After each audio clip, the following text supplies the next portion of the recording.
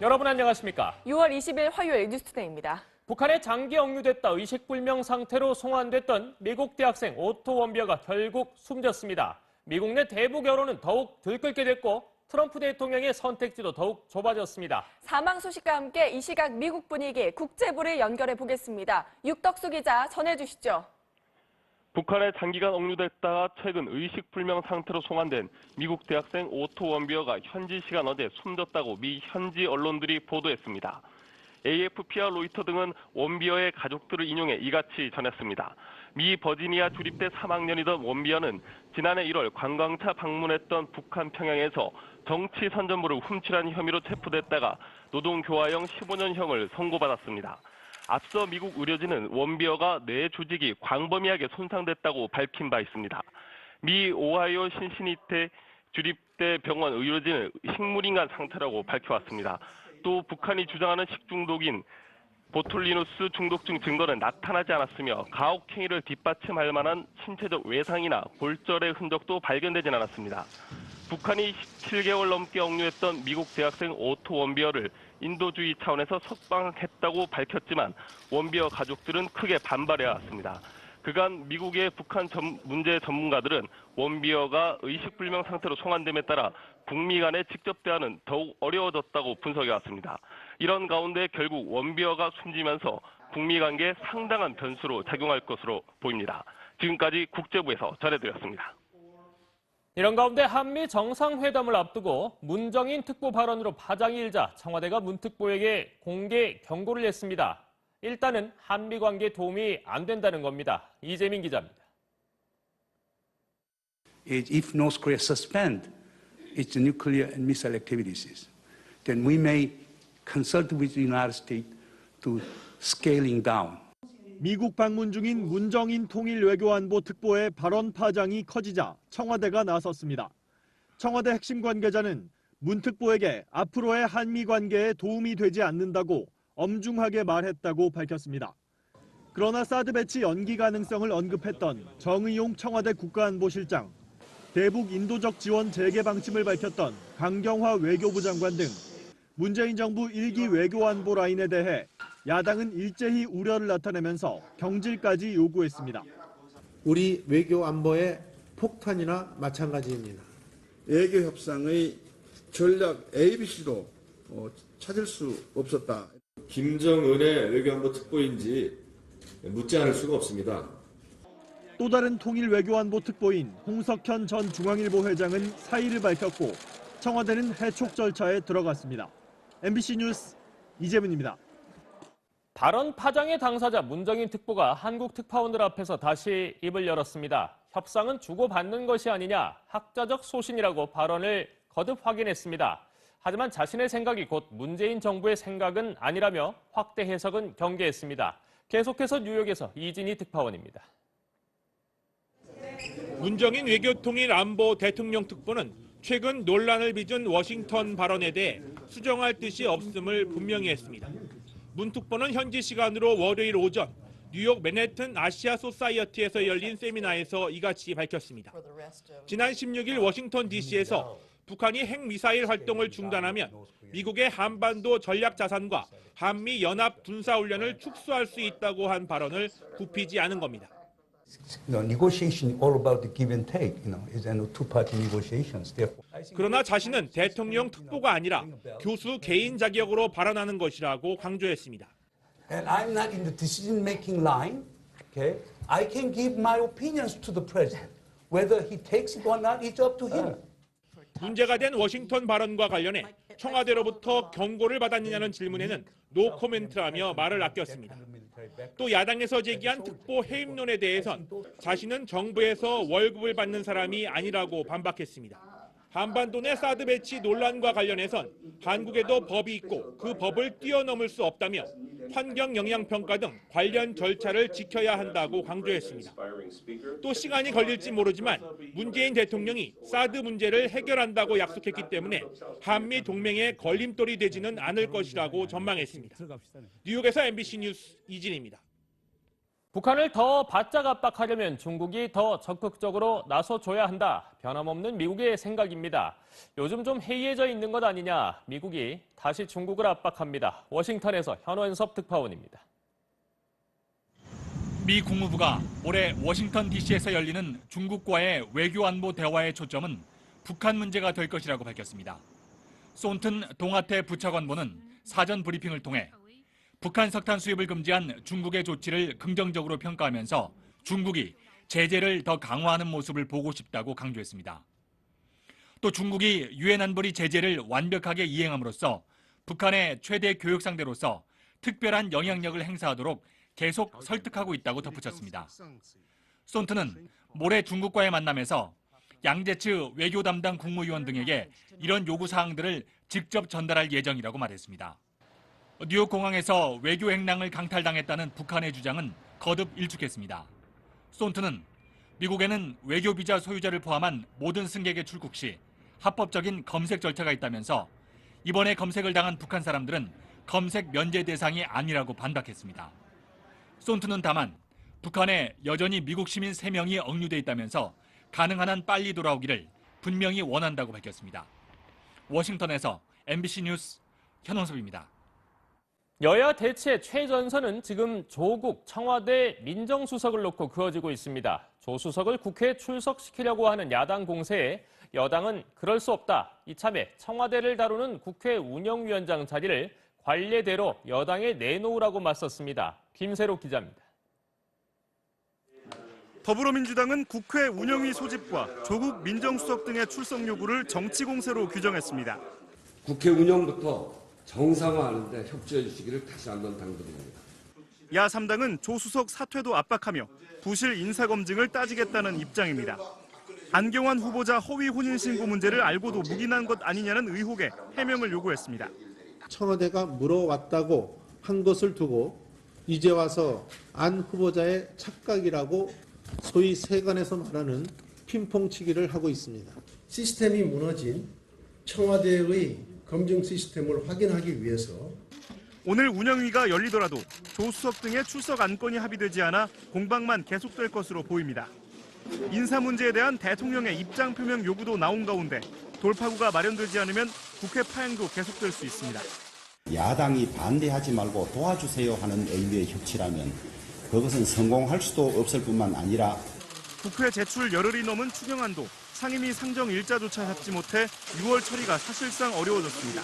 MBC 뉴스 김세로입니다. 요즘은 중동보다 영국과 프랑스 테러 소식이 더 잦습니다. 프랑스에서 소총과 가스통으로 무장한 차량이 경찰차를 향해 돌진해 폭발했습니다. 파리에서 김현 특파원입니다. 승용차에서 누런 화염이 피어오릅니다. 무장한 경찰들이 유리창을 깨고 운전자를 끄집어 내려 합니다. 현지 시간 어제 오후 프랑스 파리 샹젤리제 거리 한복판에서 승용차 한 대가 정차 중인 경찰차를 향해 돌진해 그대로 충돌했습니다. On a vu la voiture, elle est au fond là-bas, on peut la voir d'ici. Totalement explosée en fait. 용의자인 운전자는 파리 외곽에 사는 프랑스 국적의 30대 초반 남성으로 화상을 입고 체포돼 병원으로 옮겨졌지만 숨졌습니다. 차 안에서는 러시아제 소총과 소형 가스통 등 무기류가 발견됐습니다. 사건 현장은 대통령 집무실이 있는 엘리제궁에서 불과 500m 정도 떨어진 곳으로 정부 인사들이 수시로 다니는 주요 길목입니다. 경찰의 인명피해는 없었지만 프랑스 당국은 테러로 보고 즉각 수사에 착수했습니다. Une nouvelle fois, les forces de sécurité en France ont été visées. 파리 샹젤리제 거리에서는 지난 4월에도 IS를 옹호하는 교현이 경찰관을 총으로 쏘아 숨지게 하는 등 경찰을 노린 테러가 잇따르고 있습니다. 파리에서 MBC 뉴스 김현입니다. 자사고와 외고를 폐지하겠다는 새 정부 방침에 맞서 해당 학교와 학부모들이 본격적인 반발 움직임을 보이고 있습니다. 교육 정책을 주도하는 주요 인사의 자녀들이 외고 출신이라는 점도 논란이 되고 있습니다. 박성원 기자입니다. 1세대 자사고 5곳이 새 정부의 폐지 방침을 비판했습니다. 민족사관학교 등 5개 자사고는 성명서를 통해 서울권 자사고는 중학교 내신 성적을 학생 선발에 반영하지 않고 다른 지역은 내신을 절대평가로 활용한다며 자사고가 중학생의 사교육을 유발한다는 정부 측 폐지 논리를 반박했습니다. 자녀가 자사고에 다니는 일부 학부모들은 폐지 방침에 반발하며 집단 행동에 들어갔습니다. 이들은 자사고와 외고 폐지에 찬성 입장을 밝힌 조희연 서울시 교육감에게 면담을 신청했습니다. 정치에 따라서 학교가 움직이면 절대 안 됩니다. 이건 있을 수 없는 일이기 때문에 끝까지 갈 겁니다. 자사고와 외고 폐지를 주도하는 정부 주요 인사의 자녀들이 외고 출신이라는 점도 논란거리입니다. 조희연 교육감의 두 아들도 외고를 졸업했고 김진표 국정기획자문위원회 위원장의 아들도 외고를 나온 것으로 알려지면서 이중잣대라는 비판이 제기되고 있습니다. 현재 자사고나 외고가 있는 전국 시도교육청 16곳 가운데 3분의 2 정도가 폐지에 찬성하거나 정부 방침이 확정되면 따르겠다는 입장입니다. MBC 뉴스 박성원입니다. 고고도 미사일 방어 체계 사드의 배치를 찬성하는 시민들이 정부의 나머지 4기의 배치를 촉구했습니다. 정부가 추진하겠다는 환경 영향 평가는 할 필요가 없다고 주장했습니다. 오유림 기자입니다. 한국프레스센터에서 사드 배치를 촉구하는 안보 강연회가 열렸습니다. 국민행동본부는 정부가 사드 배치를 미루는 것은 국민을 핵미사일 앞에 발가벗겨 내놓는 것이라고 지적했습니다. 또 사드 배치지인 성주 골프장 입구에서 불법 시위가 일어나고 있다며 경찰에 적극적인 대응을 촉구했습니다. 사드 배치에 반대하는 시민들은 지난 4월 사드 레이더와 발사대 2기 등이 성주 골프장에 반입된 뒤 지나가는 차를 검문해왔습니다. 사드 운영과 관련 있는 주한미군의 접근과 유류 반입을 차단하기 위해서입니다. 이에 국민행동본부는 아군의 군사작전을 방해하는 이적 행위를 하고 있다고 비판했습니다. 북한이 핵미사일로 위협을 하고 있는데 한국에서는 미사일을 막는 사드를 막고 있다. 아직 설치하지 못한 사드 발사대 4기도 즉시 배치할 것을 촉구했습니다. 환경 영향 평가는 할 필요가 없다는 입장입니다. 환경 영향 평가를 하면 배치에 1년 이상 시간이 걸린다며 군사 시설에 대해서는 하지 않아도 된다는 현행법의 예외 규정을 적용하라고 강조했습니다. MBC 뉴스 오유림입니다. 네, 미국에서 또 인종 갈등 뇌관이 터졌습니다. 임신한 흑인 여성이 백인 경찰관이 쏜 총에 맞아 숨지는 일이 벌어졌습니다.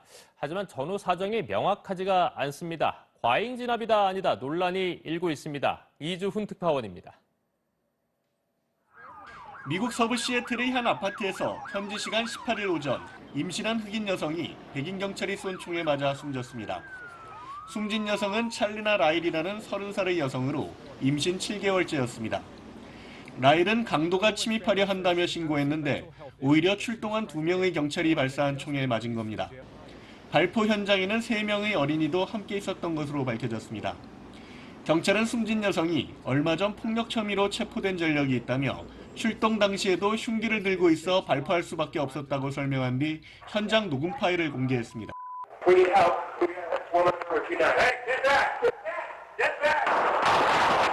그러나 실제로 강도가 침입했는지, 왜 여성이 흉기를 들고 있었는지 등에 대해선 밝혀지지 않았습니다. 가족들은 숨진 여성이 최근 몇 년간 정신질환을 앓아왔으며 보호기관이 아이들을 데려갈까 봐 걱정해왔다고 전했습니다. 또 흑인이라는 이유로 경찰이 과잉 진압을 한 것이라며 추모 집회를 열었습니다. Worst kind of worse is use a taser instead of a gun to somebody that has 3 kids inside of their house. 논란이 일자 에드 머레이 시애틀 시장까지 나서 비극적 상황에 대한 유감을 전한 뒤 신속한 조사를 약속했습니다. 로스앤젤레스에서 MBC 뉴스 이주훈입니다. 네, 유럽에선 보복이 보복을 낳고 있습니다. 11명의 사상자가 난 이슬람 사원 차량 테러범은 40대 백인 남성인 것으로 확인됐습니다. 이따른 이슬람 극단주의 테러에 대한 보복성 테러로 보입니다. 런던에서 박상규 특파원입니다. 런던 이슬람 사원 차량 테러 현장에서 이슬람 신도들에게 붙잡혀 경찰에 넘겨진 테러범은 47살 데런 오즈번으로 확인됐습니다. 웨일스 카디프 인근에 거주해온 4자녀를 둔 가장입니다. No other suspects have been identified or reported to police. 범행 당시 오즈번이 무슬림을 다 죽이겠다고 외친 것으로 전해지면서 최근 영국에서 잇따른 이슬람 극단주의 세력의 테러에 대한 보복성 테러가 아니냐는 관측이 나오고 있습니다. We had over 10 people witness the incident, and after the event, he did say, I did my bit. 파키스탄 이민가정 출신인 사디크 칸 런던 시장은 이번 테러를 공통의 가치를 훼손하는 행위라고 규탄했습니다.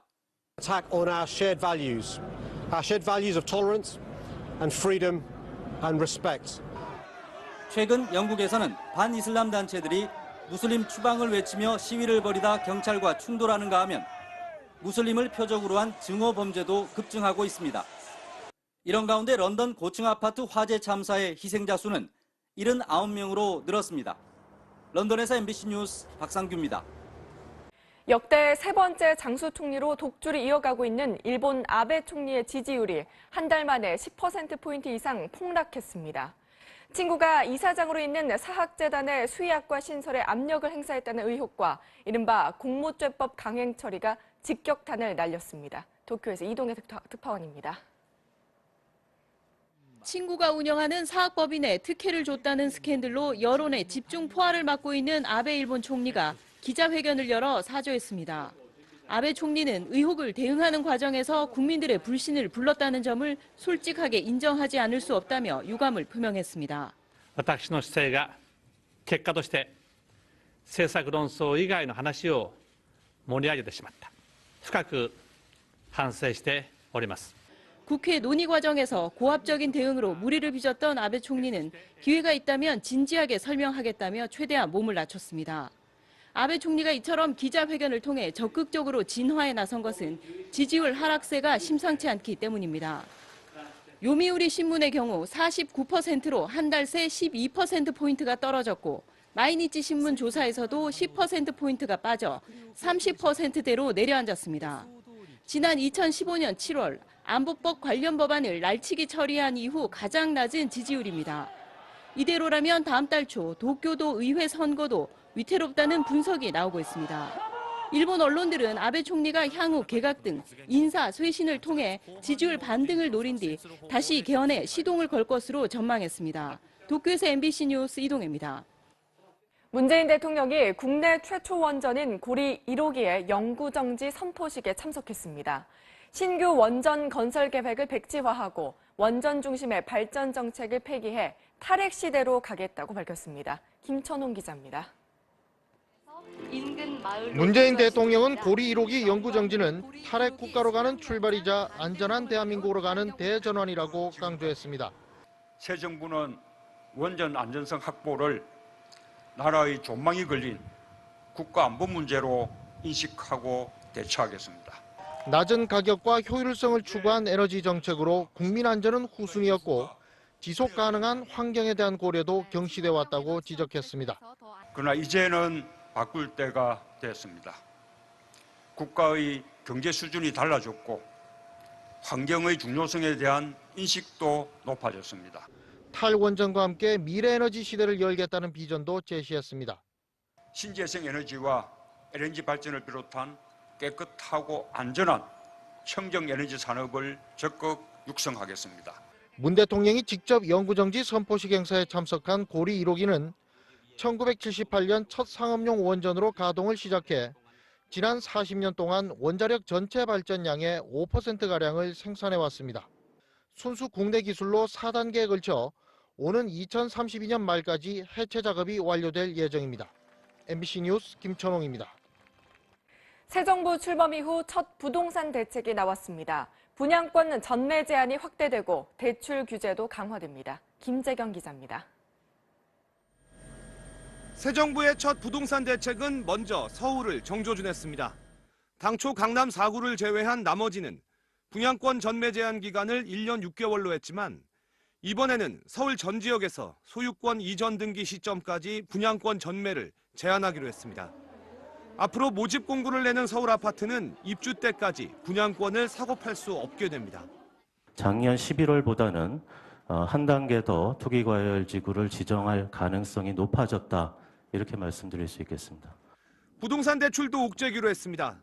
정부는 규제 대상 지역을 기존 37곳에서 경기 광명과 부산 기장, 부산 진구를 포함시켜 모두 40곳으로 확대하고 다음 달부터 이 지역 주택담보대출은 LTV를 기존 70%에서 60%로 DTI는 60%에서 50%로 강화하기로 했습니다. 다만 다른 지역의 LTV, DTI 규제는 현 수준으로 유지되고 규제 지역이라 할지라도 서민, 실수요자는 이번 대출 규제를 적용받지 않습니다. 시세 차익을 노리는 그런 약간 투기적 수요를 필터 아웃 시키는 데 중점이 있고, 정부는 또 최대 3채까지 가능했던 재건축 조합원 분양주택 수를 한 채로 제한했습니다. 하지만 일각에선 재건축 시장을 중심으로 한 강남 투기 수요를 효과적으로 막을 정책과 최근 논란이 되고 있는 갭 투자에 대한 대응책이 더 필요하다는 지적도 나오고 있습니다. MBC 뉴스 김재경입니다.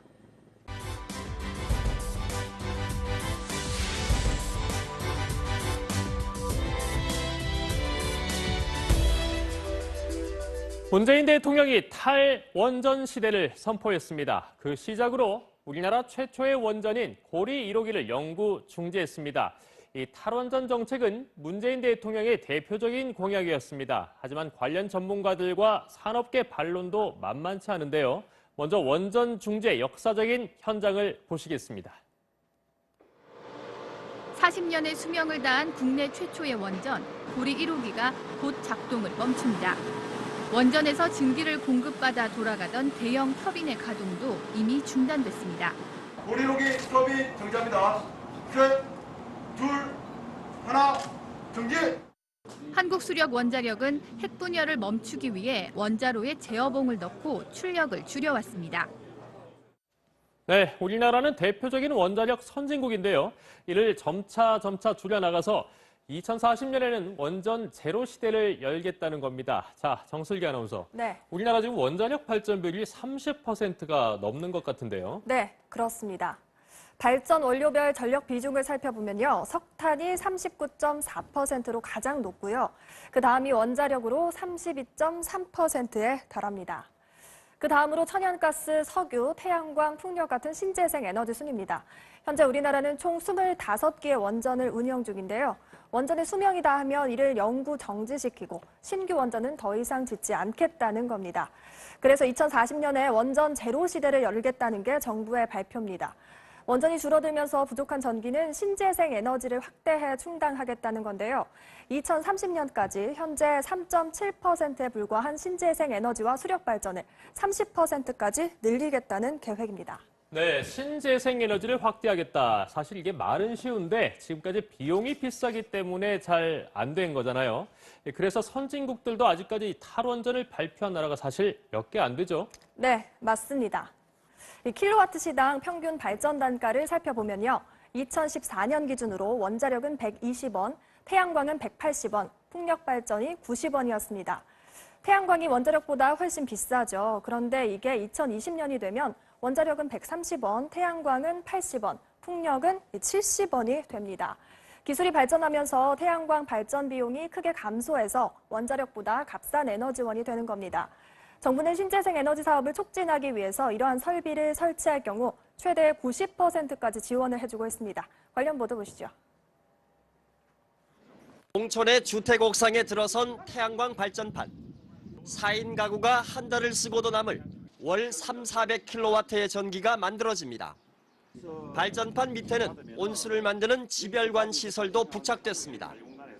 빛으로 전기를 만드는 태양광과 열로 물을 데우는 태양열 설비를 접목한 이른바 융복합 신재생에너지 설비입니다. 10분의 1로 줄였습니다. 6, 7만 원 나오던 게 지금 시청료 포함해서 7, 8천 원밖에 안 나오니까요. 특히 설치 비용의 90%까지를 정부와 지자체에서 지원받을 수 있습니다. 네, 이 원전을 점차 줄여나가고 정부는 물론이고 개인들도 신재생에너지 발전을 확대를 해가면 가능할 것도 같다 싶은데 반대하는 전문가들이 아직은 많아요. 네, 그렇습니다. 우선 태양광이나 풍력 발전은 날씨에 따라 크게 영향을 받기 때문에 안정적인 전력 수급이 어렵습니다. 또 태양전지를 설치하려면 넓은 면적이 필요하고요. 수력 발전도 수몰 지역이 발생하기 때문에 늘리는 데 한계가 있습니다. 발전 설비에서 소음이 나고 주변 경관에도 영향을 주는 문제도 있는데요. 관련 보도 보시겠습니다. 탄소 제로의 친환경 에너지지만 부작용도 있습니다. 1200여 킬로와트의 태양광 발전소가 설치된 충남 태안의 한 야산. 무성했던 3만 제곱미터 규모의 소나무 숲이 온데간데 없이 사라졌습니다. 여름엔 열기를 식혀주고 겨울엔 바람을 막던 소나무 숲이 사라지자 마을 환경도 변했습니다. 진짜 좋았어요. 근데 지금은 뜨거워서 못 살아. 춥고. 바람이 또 아래로 쳐들어오는데 그런 걸 처음 느꼈어요. 37년 만에. 네, 독일은 후쿠시마 원전 폭발 사고 직후인 지난 2011년 5월에 탈원전을 선포했고요. 지금까지 9기의 원전 가동을 중단했습니다. 물론 전기료가 비싸긴 하지만 독일은 전기가 남아서 주변국에 전기를 수출하고 있다고 합니다. 일찍부터 신재생에너지 사업에 투자한 덕분이죠. 독일의 상황이 우리와 똑같을 수는 없겠지만 배울 것은 배우고 우리 상황에 맞는 대책도 세워서 안전하면서도 깨끗한 전기를 사용할 수 있게 되길 기대합니다. 이슈투데이였습니다.